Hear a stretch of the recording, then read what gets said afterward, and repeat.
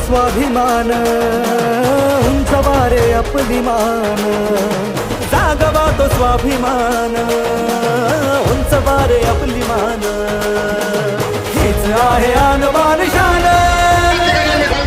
त्या बिहार सरकारला त्या भाजप सरकारला तुमच्यातला हिंदुत्व तुमच्या घरात ठेवा